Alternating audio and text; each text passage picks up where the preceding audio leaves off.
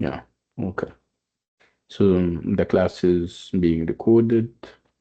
This is me again, Dr. Samih, and this is EA300B.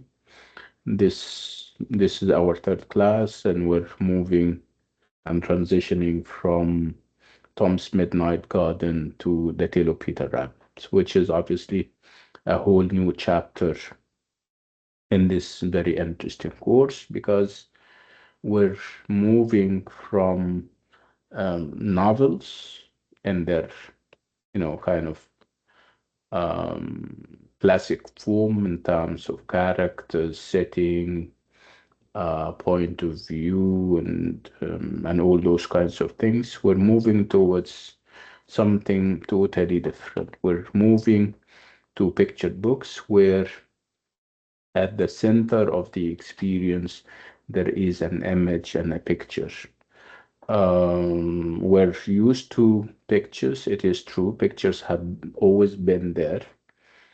And pictorial literature is there. I mean, it has been there since time immemorial. If you kind of think of whatever is engraved on the temples and the walls of ancient Egyptian monuments, and other parts of the world, of course. So these were images, and they, of course, were symbolic and they meant something.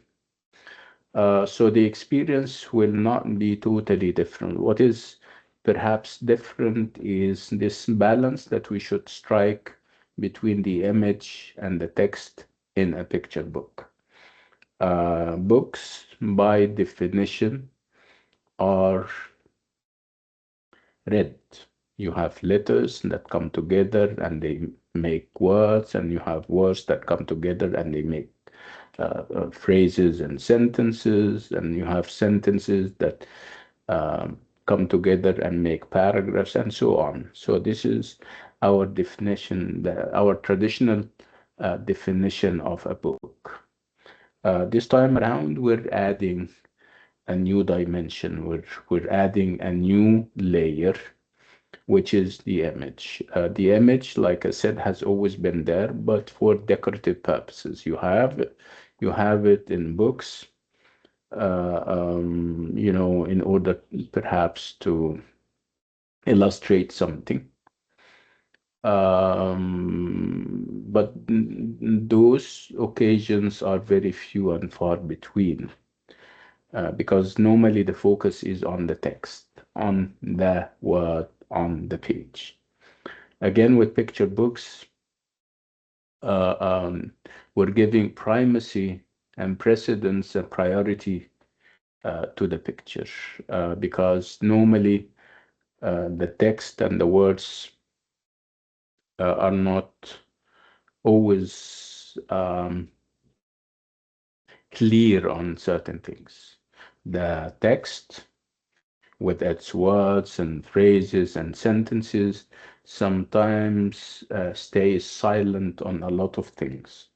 So, in order for you to figure out what exactly is meant, you need to go to the picture and see. Um, and of course, when you check a picture, you don't read it. You decode it. You crack its codes. A picture has codes, has secrets that you need to crack and decode. Again, when you crack them right and correctly, and you add whatever findings to the text, you come up with a full picture as what the writer is trying to communicate and get across to us. So this is what we're seeing this time around. We're seeing and we're looking at picture books where pictures are as important as the text itself. And ignoring the picture and ignoring the significance of uh, um, whatever is drawn on the picture is kind of not positive, because Otherwise, you wouldn't fully understand and you wouldn't fully appreciate what the writer is trying to communicate to us. This is perhaps new because we're so used to the text. We're so used to whatever is verbal, whatever is written. We have been held hostage to the word for so long, in spite of the fact that on more than one occasion, people would refer to the fact that a picture can be is worth 1,000 words. Like, it can kind of sum up lots of the ideas that you're trying to articulate using the language and using words. So we can safely say that pictures are also or have their own languages, and it wouldn't be enough to learn a language that is made up of words and phrases and sentences. You need to also master the language of pictures, and mastering them means that you need to be able to crack the codes that are inherent in every image and in every picture. And this, like I have said, this kind of scholarship has been neglected for so long. So as of now, this is not the case anymore because we have much and a lot of scholarship now into images and pictures and what they mean and how they mean by what they mean using I dare say dictionaries of images and symbols. And the practice of cracking the codes of images and pictures has always been also there. When we talk about symbols, for example, and what is symbolic in literature, when we talk about colors and what every and each color stands for and means, this is also kind of tracking codes. When we talk about the change of season, of course, we express that in words and literature and in novels, but they mean something. They mean that these are images, but they are verbal, they are written. So we don't have verbal images anymore. What we have this time around is the images themselves with their true colors, with their backgrounds, the changing of seasons, whether there are trees, whether it's a desert, whether it's a landscape, people, and where those people are portrayed in the image, are they central or on the margins, and whether this would mean something or another. So those are the things that we're going to engage in when we talk about the tale of Peter Rabbit and when we talk about voices in the park too. So it's a very interesting journey because this is something that we're not used to. What we're used to is the word and the sentence, and this time around it's the image, and it's this kind of union and alliance between the image and the text. And this alliance is meant to give the reader and the seer and the looker a very uh, good understanding of what is being communicated by the writer. The writer is sometimes the illustrator himself, so you can have the two in one. You have a writer who happens to be also talented in drawing. At one point, this was not the case. You have a writer, and then the writer would enlist the help of an illustrator. And of course, writers used to take all the credit, and the illustrators were on the margin. Nobody spoke about them. They were not as celebrated as the writers. But this is not happening anymore because illustrators are now celebrated and they are praised and they are thought very highly of. Um, so when we talk about images and pictures, we need, like I said, to be on the lookout about the quotes that are in the picture. And again, when we talk about pictures, of course, we talk about either a landscape or portraits of people and animals. When we talk about pictures, we talk about backgrounds that are either uh, colored or black and white. When we talk about images and pictures, we talk about where characters and people are portrayed. Are they at the center? Are they on the margin? Are they portrayed big and gigantic or portrayed as small? The relationship between the big and the small, if they are portrayed on the same page, and what this reveals about the relationship between them, the kind of messages that the writer and the illustrator are trying to give if you have this relationship between characters and how they are portrayed. Picture books and children's literature in general have always had this tendency to portray animals and have them act and behave like human being, and this is what we call anthropomorphism. So anthropomorphism is part and parcel of children's literature, and it is also part and parcel by necessity of part and parcel of picture books. Um, Again, why animals? This is a question that we'll ask, and this question is perhaps going to be um, specific to the piece of work that we're dealing with.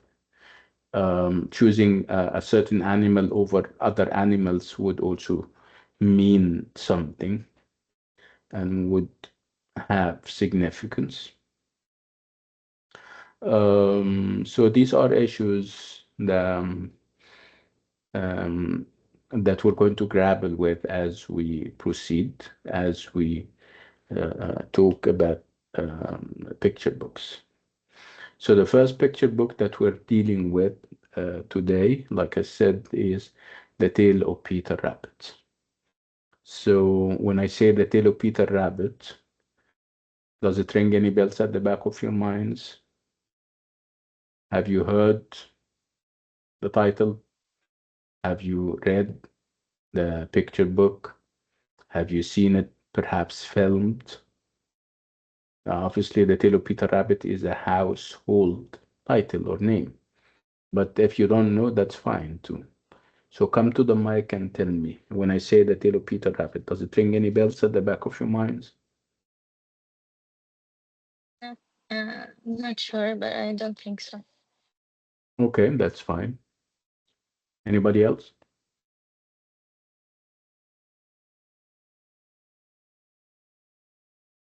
The Tale of Peter Rabbit, everyone.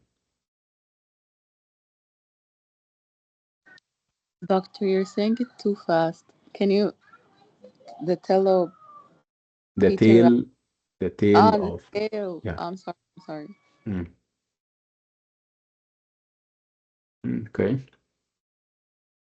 Okay, so I'll give you a minute to go and use any AI generative assistant, and I would like you to put the tail of Peter Rabbit and see what will come out. I would like you to read what comes out. I'll give you a couple of minutes for that. Yalla, go.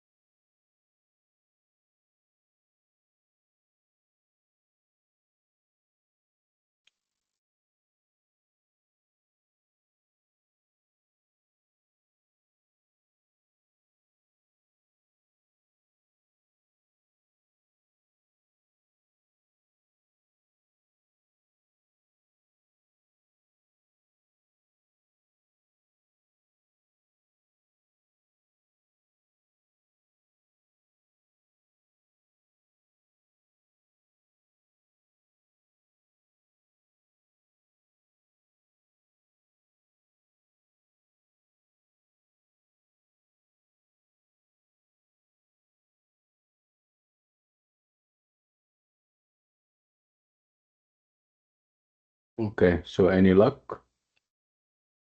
Do we know what the tail of Peter Rabbit is about? Okay, I can only see one hand. How about everybody else? If you now know a thing or two, raise your hand. Only two people.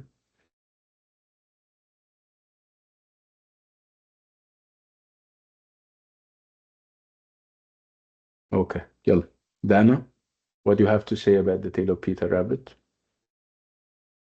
Basically, the tale of Peter Rabbit. It talks about Peter who disobeys his mom's warnings, and he goes to this forest. He eats a lot of vegetables, and eventually gets sick, and he loses his what's it called? His jacket on his way And he back after being. he loses his dignity. Yeah, Oh, go on. I'm sorry. Yeah. okay. Yeah. And he gets chased by someone called Mr. I McGregor. Agruger. Yes, Yeah. and he gets put to bed because he's sick. And while his like obedient sisters, they drink. I mean, they eat normal dinner like happily. He's just laying in bed, sick. Yeah. Yeah. That's Okay. interesting. Yeah. Thank you, Yeah. Dana. Thank you so much. Okay, Nagwa. Yes, I think we have something similar to this story. We have it in طيور الجنة as a song. And I feel like it's basically the same, but it's a bit different because the the rabbit was chased by a wolf or something like that uh, because he disobeyed his mother and Yeah, I went mean, this to the was forest. when it was animal encounters. But Yeah. when human beings came into the picture as colonizers, Oh, yeah. I Um, never thought of this in this way. And I mean, that's because you're reading it for the first time. Inshallah, yeah. when you get more familiar with it, we'll come up with lots of interpretations. Thank you, Nagwa, and say hi to this lovely. Is it a guy or a girl? I can hear baby's voice in the background. No, Oh, it's a girl. again, mashallah. What's her name? Lana. MashaAllah. ربنا يخليها لك يا رب ويحفظها يا رب. Thank you. No. Budur, how about you? Yes, doctor. Like I read like a brief summary about this story. Actually, this story it's about Peter Rabbit who lives with his mother and his sisters. His mother tells them not to go into the Mickey Gregor's garden because their father is died there. But Peter is curious, so he do what his mother warning him from do it. So he goes in this garden and he eats lots of vegetables, but then the mister sees him and like run away after him. But Peter runs all around the garden trying to escape. And after he loses his way how to go out this garden, he finally finds the way and he goes to home. And he was also tired, scared. And that night, while his sisters eat like nice dinner, Peter feels sick and only drinks tea before bed.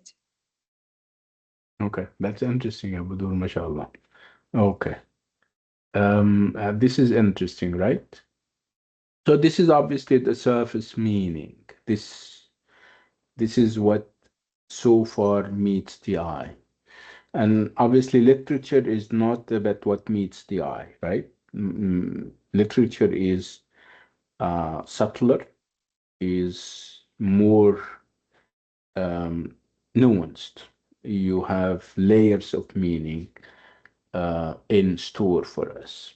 So typically, when we talk about literature and when we talk more specifically about children's literature, we expect a moral, a moral lesson to be lurking behind. What seems to be the moral? I mean, I'm talking about something small, something as small and as young as a child. If you tell your kid a story like this one, what can be your immediate lesson, the lesson that you want to teach to your kid or kids?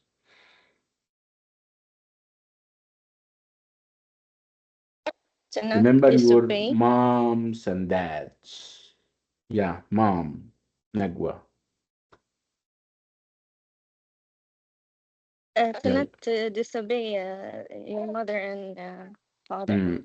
Did he disobey Yes. when he did what? He didn't listen to the warnings Yeah, from his when mother. he went. Yeah, when he went to Mr. McGruger's farm or garden, right? Because she obviously said you shouldn't go there, right?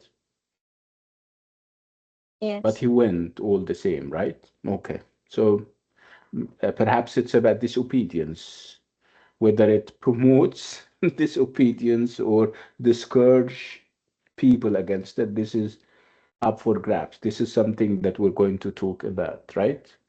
Dana, uh, what seems to be the moral of the story, if any?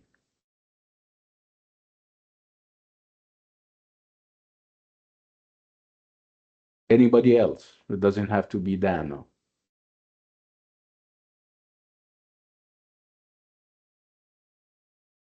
يا جماعة انتوا لسه ما صحيتوش ولا ايه؟ It's very simple. I, as a parent, I have my kids, my two lovely daughters, and my son, and I sit them down and say, listen, you have to, if you have to play around, you have to play around, but don't go to Mr. Such and such house. This is out of bounds. And the next thing you know is that my son comes back in this array and he was beaten up or something. And he says, and or I came to know that he went to Mr. Such and such's house. And he comes back, and I try to nurse him back to health because obviously he was beaten up big time and hard. And his other sisters are in the background. They are having their dinner and they're watching TV. So if I'm writing this, what seems to be the message that I am trying to give to the readers, if any? Dana. The moral of the story basically, if you don't listen to the warning, like basically like Peter Rabbit's mother, you'll get in trouble. Or مو you يعني لا سمح الله, for like Peter Rabbit, he'll get in trouble and he'll get sick basically. So this happened basically. He didn't listen to Mm, his and he got sick. He came back home sick. yeah, this seems to be the moral. But what do you think of this attitude? If I'm writing a novel or a picture book to give this moral lesson, isn't that domesticating our children in the sense, in the way that we domesticate animals? I mean, we don't give them the independence that they need to go out and explore the world, even if it's dangerous and stuff. What do you think? You know, Yes. and I mean, childhood and being a child is about curiosity, is about not setting limits. I mean, children are different from adults. We calculate, we plan things ahead, we think of the consequences, right, before we tread and move. But children are not like that, and perhaps setting limits very early on can stifle their potential. What do you think about that? Dana, you were saying something. Yes, doctor, Uh, it is true. Because children, at their age, they like to explore. They like to, like basically, they say بني شخصيتهم, and we can't do that. Like, we can't keep them and like based on our rules. And this is what you think? Yeah, yeah, yes, doctor. Okay. Okay. Yeah, and I'm trying to say that this is, yeah, perhaps you're, yeah, obviously we're going to polarize over what kind of treatment we should give to our children. Some people say no, we need to keep them in check because they are small. They cannot perhaps think properly because they are children. They don't calculate. They can even put their lives on the line. They can endanger themselves. And this is an attitude, and there is this other, um, you know, approach or attitude that says no, or you should set them free. You should leave them on their own. They should make their own decisions. They should be allowed to explore the worlds in the world in their own terms, right? So where do you stand, yeah, Dana? Are you with this team or that one? Are you for the complete autonomy and independence of children right from the very start, from the very beginning, or you think that they should be monitored and guided and surveillanced? Where do you stand? Maybe in the middle, like you can Mm, have your own independence, but mm. with limits, basically. Like No, if it's either or. You choose it, then. It's either or. I can't choose, I stand in the middle because, for Mm, example, if a child mm, he tells me I want to jump off a cliff, I'd be like, no, like it's there is like there are limits. That's Ah, you mean, I mean, he's saying that I want to jump off the cliff now. You say no later, after you have your lunch. no. I'll tell him, Yeah. like, I'll make him understand that it's not Mm, correct. For example, if he wants to hit a boy, I will tell him no, and like I'll make him understand that it's not correct, that like stuff basically, but I can make him have his own independence. okay. Thank you, Dana. Nagwa? Yes, I'm Peter Rabbit.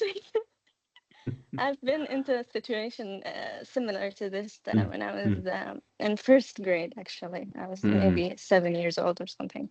mm. And And now you're 15, right? yeah, you can say Mm, mm, Alright, I was Peter Rabbit, and I wanted to go to home from school alone mm, because I was seeing like all of these girls are going alone. I didn't know that their parents are there for them, but I saw that they were going together, and I thought, oh, that must be fun. So I mm, went alone, and mm, basically I got lost, of course. Some nice guy found me and bring me back to school, and everyone was panicking. Like my parents were mm, panicking, the school was panicking, mm, everything was like a mess. mm, I was mm, panicking too, of course, because mm, I got lost. But mm, of course, I've discussed this with my parents before. I told them mm, that I want to go mm, to school or to my house, to home alone, but they were saying no mm, without any reasoning behind it. So I was like feeling like they're just making things difficult for no reason. Like I know where the home is, or I yeah. thought so. Mm, And yeah, I think sometimes we need to teach the children the consequences are the other than and just also, I mean, the limits. idea of talking to them about it. I mean, what I noticed from what you're saying is that your parents, I mean, gave a big no, and that was the end of it. No questions asked, Yeah, right? basically. This is Mm, perhaps the reason why, um, yeah, it made you even more curious. You want to discover what is behind this route, and you want to explore the world, and you want to see for yourself what you want to even know why they are saying no. I will make it. I'll go and I'll make it. And that's kind of, I mean, they put you in a challenge that you didn't want. I mean, of course, you wouldn't challenge your parents, but because mm, they didn't talk about it, they made you all the more curious. You want to prove yourself. You want to, I mean, perhaps you are the one who's going to answer. You wanted a conversation, right? Not a big exactly. yes or no, right? Yeah. Yeah, very Doctor? interesting. Alhamdulillah, you're back, ya Nagwa. Okay. Lama, you wanted to say something? Yes, I have a simple answer that I would Yeah. like to share. Yeah, Uh, absolutely. Children love to explore, but they don't understand risks the way we adults do. So when we, Let's because we don't want to talk for children. And this is also another problem, that we speak for children. And obviously, they are more creative and more knowledgeable than and more aware than we tend to give them credit for. We are unfortunately under the impression that children are dumb, which they are not. We are unfortunately under the impression that they don't understand, they don't calculate.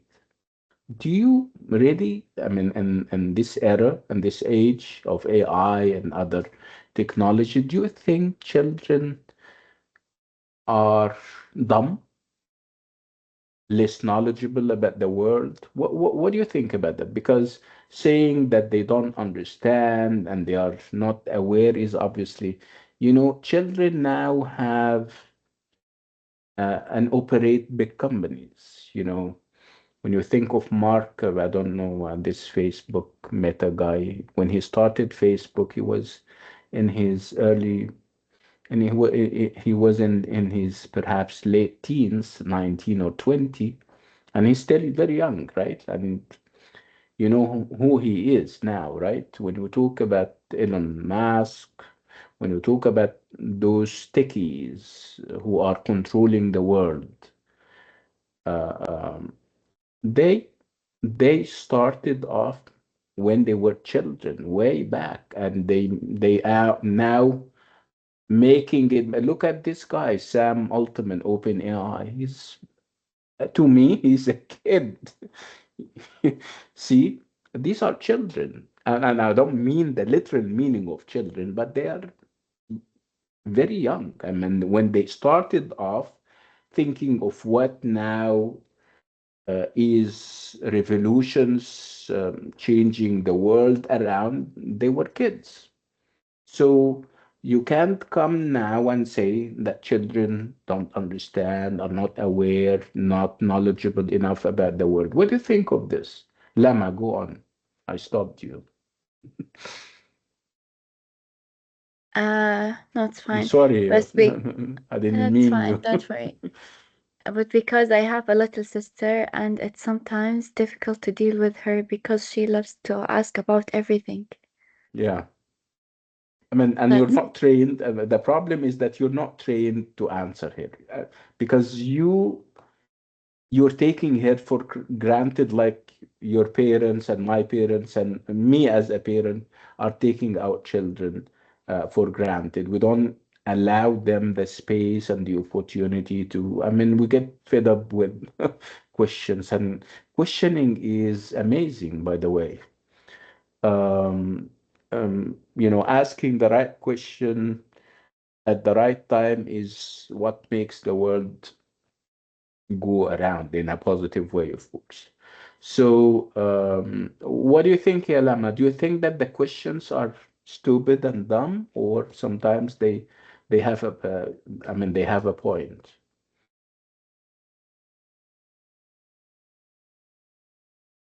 I don't know how to answer that question, doctor. You mean okay? But I mean, your sisters are curious, right? They have curiosity. They ask about the world, Yes, right? And these yes. are very smart And questions. she Sometimes we don't didn't have listen to the warnings. she doesn't listen to what?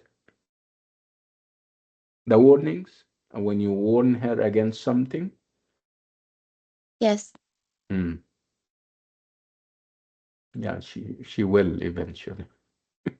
Okay, any other experiences with kids showing that they are more knowledgeable than what we give them credit for? I think that's Oh, why I feel like it's supposed to be actions and consequences. That's what we need to teach children, rather than no. just Mm, limiting them. yeah, Uh, absolutely. Yes. And and this is again, it's fine to be curious and mm, discover the world, and but it maybe it's better to be like supervised by yeah, someone bigger, like some adult. Yeah, explore the world all you like in the cage that you set for you. Don't don't leave the cage, but explore the world. No, not like that. But like for No, I'm just example, kidding. when I was Mm, Peter Rabbit, mhm. they could have like let me go from and to school with them to see how the world how is this experience يعني, Yeah. right? I mean, And I it's wouldn't be also. lost. And Mm, I could have been like there could have been bigger consequences. I could have been kidnapped or anything. Yeah, but alhamdulillah, it went well somehow. okay, yeah, very interesting. As you can see, I mean, the story is full of lessons. I mean, whether in a traditional didactic sense or in non traditional sense. I mean, of course, the meaning is up for grabs, and everybody is entitled to um, understand it and interpret it the way he or she likes, provided that you provide, uh, kind of examples and evidence as why you think the way you think about the story. So again, the Tale of Peter Rabbit is anthropomorphic. And when I say it is anthropomorphic, I mean that it's animals that we're having, not human. Of course, we have human beings, but they are not at the center. They are not the center of attention.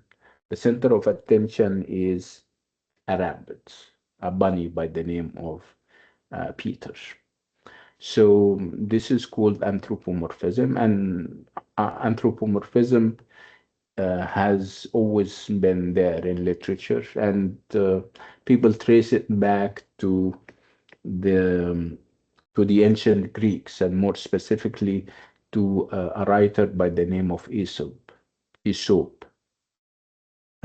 Aesop is known for his anthropomorphic fables.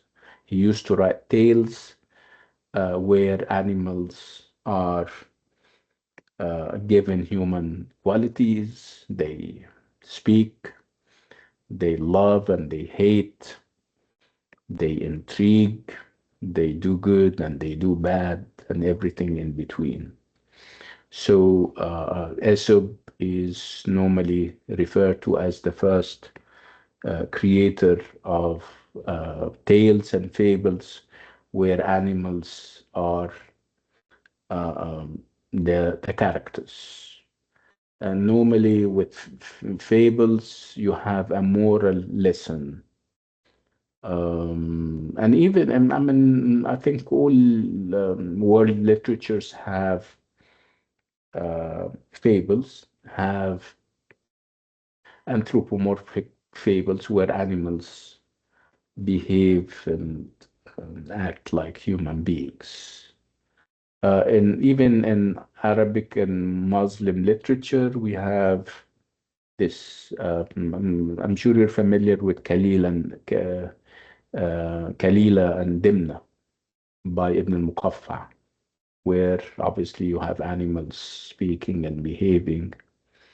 And this is obviously taken and inspired by Indian um, tales and fables by an Indian writer way back called Daidaba.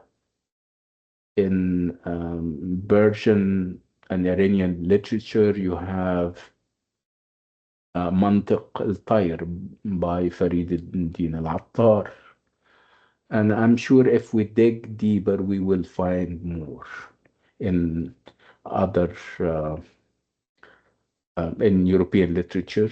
In We spoke about the South Asia, I mean India, and I'm sure we can find anthropomorphic tales in other parts of the world. So the tale of Peter Rabbit is anthropomorphic in the sense that it has animals occupying center stage, like Peter the rabbit, of course, his mom and his three sisters, the animals and the birds who are supporting him on during his kind of expedition when he went to Mr. MacGruber. Mr. MacGruber is perhaps the only human being that we have in the tale. And he is occupying an adversarial position where he is set against Peter. He is not. He is what Peter is not in terms of. Um, I don't want to spoil it, but he. If we think of him in terms of interpretation, we would need to think of who owns the land and who came before whom. I mean, if we talk about animals and we talk about human beings as also animals, and obviously at one point human beings would rise and decide that they lay claim to the land, and they start to perhaps hunt animals, demolish their ecosystem, and start urban societies and colonize the land. We have seen that down through the ages. And this is perhaps the struggle that we're seeing between nature and nurture, where nature is represented by animals like the rabbit, Peter and his father, who, by the way, got killed and got eaten up by the MacGruber family. So it can be symbolic of this struggle against colonizers, always and everywhere, where we need to know who owns what and when and why and all those kinds of questions. This is perhaps at this stage very early, but this is one of the things that we'll be discussing as we proceed. So anthropomorphic, we also need to think of the images and how Peter is presented and drawn, how his family is presented and drawn, his his daughters. No, he doesn't have daughters, of course. His sisters, and again, while reading the picture book, I would like you to always look at the character in relationship to other characters, especially in relationship to those who are adversarial to him, who are opposed to him in terms of attitudes, in terms of views, like Mr. MacGruber. Always look, if you're seeing Mr. MacGruber, always look at where Peter is in relationship to him. If you look at Peter, you need to look at where Mr. MacGruber is on the image. You need to look at their sizes when they are also portrayed together on the same page. You need to look at the expression on the face of each. This is all symbolic of this relationship between them. Relationships do not have to be always positive. When I say relationship, I mean it can be a negative relationship, which it is, right? We need to also look at the mother, and from how she is portrayed, we need to see whether she is the mother that we're used to, stay home mom, cooking and cleaning, and that would be it, or perhaps she's different, and if she's different, why she is different. We need to look at the three sisters and see how different they are, and whether they are projecting an image of girls and women as being docile, submissive, or perhaps they are the other way around. And we need to look at them again and set them against the character of Peter, who is obeying and who is disobeying, and who is getting what at the end of the story. We need to also look at the end of the story and come up with an interpretation as what is happening. We're going to stop on this note and take a 10-minute break. And when we come back, inshallah, we continue. Thank you so much, and I'll see you in 10 minutes, inshallah. Bye bye.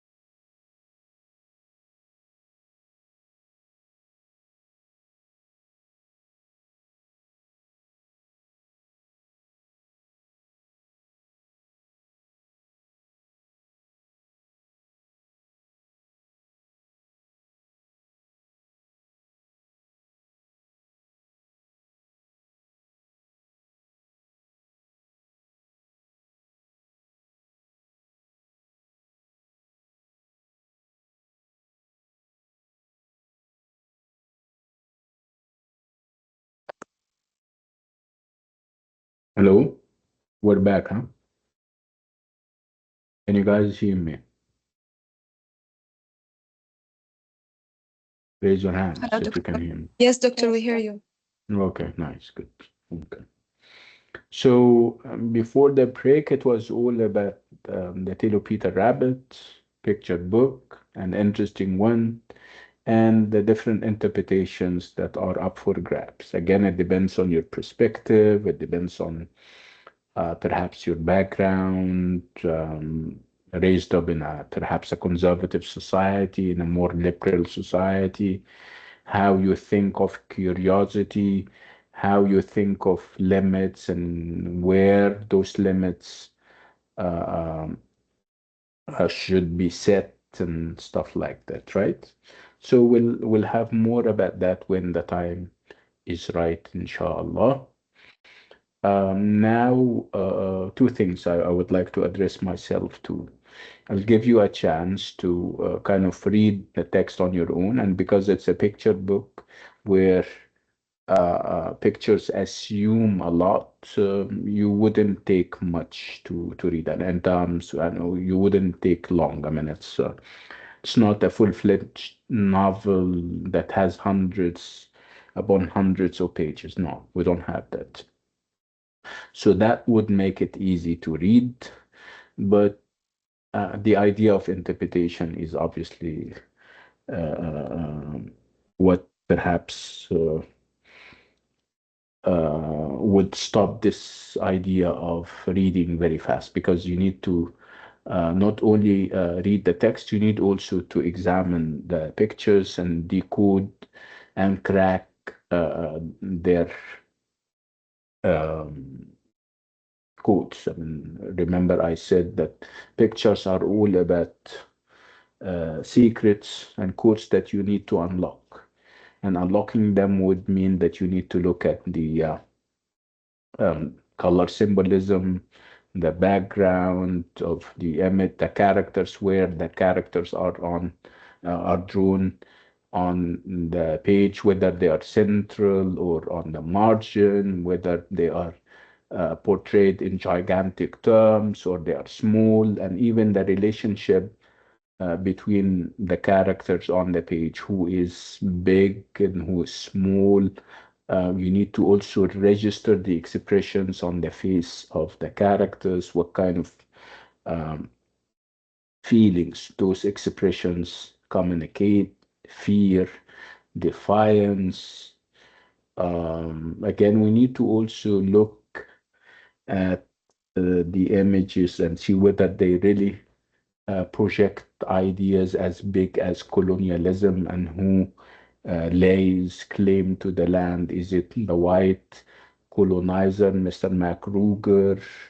And where do the animals fit on the page? Remember, we said that it's an open space, and obviously, human beings are another animal species, so they don't I mean, animals wouldn't understand the idea that, human beings have ascendancy and superiority. Obviously, the animal world has no such thing as hierarchy, whether it's hierarchy of color, hierarchy of rank and genders, where obviously the male gender is reigning supreme. They don't have such things. So to come, and I'm talking about Mr. Magruger here, who is colonizer par excellence. I mean, lay a claim to the land, and then starts to kind of build, to cut a piece of land and take it to himself, and say, this is my private property. And if you step in, you are obviously encroaching, and this is bad, and this can be met with violence on my part, and this is legitimate violence because I'm defending my property. These are issues that we need to think of in the grand scheme of things. So again, you need to look at Mr. Magruger and the expressions on his face. You need to look at, um, you know, Peter and the encounter between them, and who is like assuming a bigger role and stuff like that. These are things that we're going to discuss as we proceed. Now, like I said, this is the first issue. The second issue that I would like to address myself to is the new structure of activities. We have now what we call in-class activities together with the 10 mark second quiz, which is obviously essay writing. So quiz one is now divisible into 10 marks, and those 10 marks are divided over 8 in-class activities together with 2 marks for what we call interaction, which is obviously translatable into attendance and participation. So 8 marks, or perhaps 10, like I said, if you include those 2 interaction marks, and you will have those in-class activities, and we're going to keep them to the master class session where we normally meet at 3 p.m. on Thursday. So an hour and a half will be for the master class itself, and then we keep the remaining half hour for the in-class activity. It doesn't mean that we're going to do it in class. No, I'm going to allow you to go to the LMS and do the activity, and that would be it. So our first in-class activity is going to be this Thursday. Again, it would be easy. I need to think of the format. I'll see whether I'll ask you to write something, or perhaps answer yes or no, or you choose from a number of choices. I'll see what we can do, and what I promise you though is that it's going to be easy, and it's going to be inspired by what we did and what we spoke about with the Tale of Peter Rabbit. I'm sorry, with the Tom's Midnight God. So this is what I wanted to share with you about the in-class activities. Again, they are 8, and they, I mean, 8, and then you have the 2 marks of the attendance and interaction. And of course, after we come back from the midterm, we will have the second quiz, which is done on campus. You'll have to come to the university and do it. And it's out of 10, and it's essay writing that you do. طيب, before we Excuse me, proceed, sir. yeah, go ahead. So the activity that we're going to do, it's gradable, right? It's what? Gradable? Yeah, this is what I'm saying. So you will have It's 8, 8, which yeah, means like that you 8, if it's going to be, each one is worth 1 mark. So okay. each one is going to be worth 1 mark, and again we have 2 marks for interaction, which is what we're doing now. I mean, I'm saying something and you react, you say something and I react, but I don't take any marks. You guys take all the marks. And then we have a quiz, only one quiz this term. And we will have the second quiz after the midterm, which is writing, essay writing, purely essay writing, and it's going to be a longer one. It's not an activity, it's a quiz, which means that its marks are bigger. You have 10 marks for the second quiz. Oh, thank you. Okay, you're welcome. So what I intend to do now is I'll show you, I'll share my screen, and I would like you to read the text. The text is The Tale of Peter Rabbit, and I'm going to scroll down. I would like you to to read it, and I would like you while reading to give equal time to the pictures and look at them and perhaps take down notes. This is something that is not that it's going to take like 10 minutes, perhaps less than that, because this is a picture book, not a novel. I just want to make sure that you guys read while we can, so that people are not lost on perhaps if I leave you on your own, some people read and some others, get carried away with life duties. So I want to make sure that you have read the text so that you can connect the dots when we analyze and talk about issues and stuff. So now I'm going to share my screen and we're going to read together the tale of Peter Rabbit. Let's do it.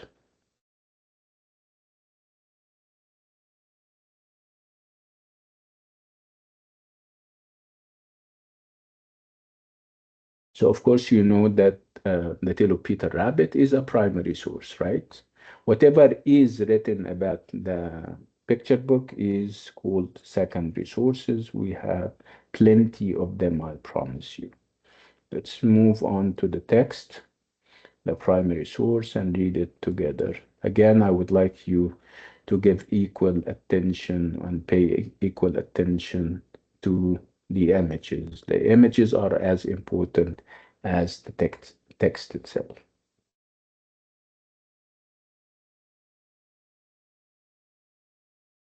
Yeah. Ready? Say something. Yes, Yes, yes, doctor. doctor. Okay, good.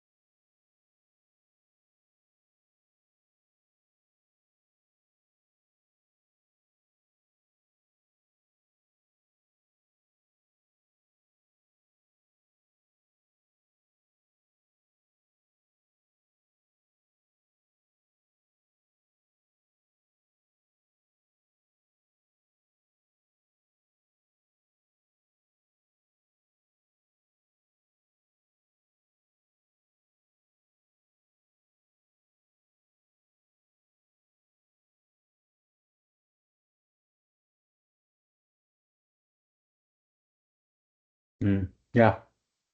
What do you think? Interesting? Very interesting. Okay. Do we have more ideas? I mean, did the pictures inspire you in any ways? Remember, we said that pictures are as important as the text.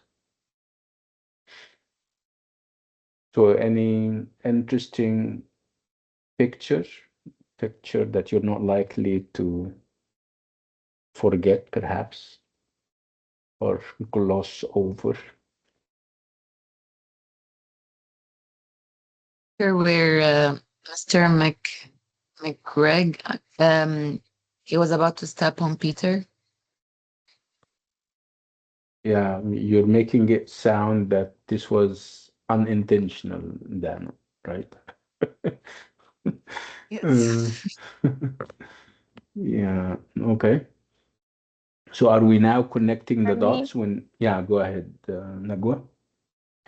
it was when the mother said that their father was like made into a pie in Mm, the picture of McGregor's wife with the يعني mm, with the dish that had mm. their father, and it was terrifying for me. I feel like I won't Yeah, forget something like that. yeah, it was, yeah, it can be very shocking, but I mean, the way she put it is obviously, remember, this was meant for children. I mean, the idea of, say, for example, that he was killed or he was murdered, he was slaughtered, because these are the normal words that you would uh, um, Yes. يعني, describe, that you would use to describe a situation like that. So yeah, that can be very terrifying, and it's when you look at it, it's very um, matter of fact when it comes to human beings. I mean, how many um, you know, I don't want to go into this. I mean, the idea of uh, you know, slaughtering other creatures for food. It's a little bit. So again, yeah, this was a very shocking image and shocking indeed. And if anything, it tells you that, whatever we take for granted as normal, matter of fact, business as usual, is actually not so when it is foregrounded for you, when it is defamiliarized, because it's so familiar that we make, now we have chicken all over the place, and you may be preparing chicken for lunch or dinner. This is matter of fact. This is something that we take for granted. But when it is defamiliarized, you get to know, what am I doing, right? So this is, by the way, this is success in and of itself. It means that the writer, illustrator, got you out of your normal and usual senses and made you think, right? And this is actually Yes. what is interesting about serious literature. It takes you out of your comfort zone, if you like. Somebody wrote something. Let me read. Um, the pictures are very nostalgic and colors are calming without much detail in some illustrations. There is a nice balance between the text and illustrations. Oh, okay. So this is obviously Sufana, and for some reason she cannot talk because otherwise she speaks. Uh, well, I don't quite this is dealing with it. Perhaps you were not part of the conversation because you were not here. لا ولا يهمك ألف سلام عليك يا سفان. We were caught in this debate about the whole thing about Peter and our different interpretations of Peter and his behavior, and whether this is curiosity or disobedience. So the idea that this is symbol and this is calming and soothing for children is not really what we arrived at. We arrived at the conclusion that this is much subtler than meets the eye, obviously. And we spoke about lots of polarities and lots of binaries when we talk about this colonized relationship for one. When we spoke about, you know, the sisters and their brothers, this kind of also this kind of binary, who the sisters and what they stand for, and what Peter stands for, and it's a lot of issues that we've been grappling with over the past 2 hours, and we're likely to go on unlocking the secrets of this small picture book. And it is small, but it's so big at the same time. Big in terms of interpretations, in terms of meanings, and again, it depends on your perspective, on your background, and what you make of the pictures and the images themselves. I said the images and the pictures have codes that you need to unlock, that you need to uncover and crack. And this is what we will be doing over the next couple of weeks. Again, for those who just came, we have our first in-class activity this week on Thursday at 3:30. I'm sorry, at 4:30, because we're having our second master class at 3. We'll finish the master class at 3:30, and then you guys go and do the in-class activity, which is something very small, I promise you, and you finish perhaps by 4 or a little earlier because it wouldn't take long. Again, I'll perhaps give more details as we march towards Thursday. On this note, and with this item, we come to the end of today's class, and I'll meet you in the master class, inshallah, on Thursday at 3 o'clock. If you guys have any questions, come to the mic and share. Yes.